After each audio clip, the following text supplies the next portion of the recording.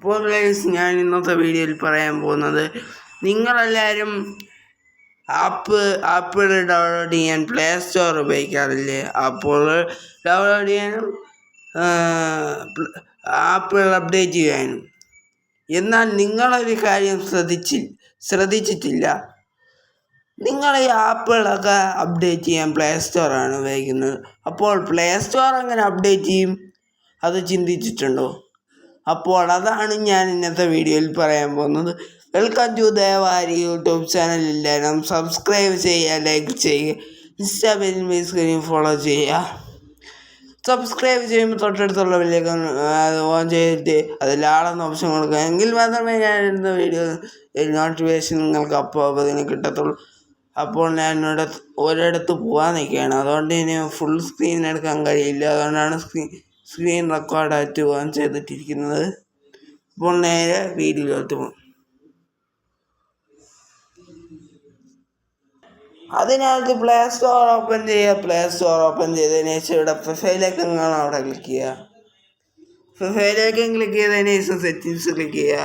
Settings click ചെയ്തതിന് ശേഷം general, net preference, അങ്ങനെ കുറേ ഓപ്ഷൻ കാണാൻ സാധിക്കും. അവിടെ ഏറ്റവും ലാസ്റ്റ് കിടക്കുന്ന എബോട്ട് എന്ന ഓപ്ഷൻ ക്ലിക്ക് ചെയ്യുക. അപ്പോൾ ഇവിടെ താഴെ സ്ക്രോൾ ചെയ്ത് നോക്കി അറിയാൻ പറ്റും പ്ലേ സ്റ്റോർ അപ്ഡേറ്റ് വിഷൻ. അപ്പോൾ ഇങ്ങനെയാണ് പ്ലേ സ്റ്റോർ അപ്ഡേറ്റ് ചെയ്യേണ്ടത്. ഞാൻ അപ്ഡേറ്റ് ചെയ്തിട്ടില്ല. അപ്പോൾ അത്രയും ചെയ്യാൻ പ്ലേ സ്റ്റോർ അപ്ഡേറ്റ് വിഷൻ എന്ന് കാണാൻ സാധിക്കും. അവിടെ ഒന്ന് അപ്ഡേറ്റ് ചെയ്ത് കൊടുക്കുക. അപ്പോൾ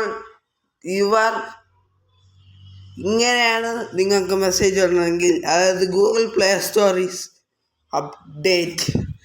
ഇങ്ങനെയാണ് നിങ്ങൾക്ക് മെസ്സേജ് വരണമെങ്കിൽ പ്ലേ സ്റ്റോർ അപ്ഡേറ്റ് എന്നാണ് അർത്ഥം. ഇനി അപ്ഡേറ്റ് എന്നാണോ മെസ്സേജ് വരണമെങ്കിൽ നിങ്ങൾ പ്ലേ സ്റ്റോർ അപ്ഡേറ്റ് അല്ല.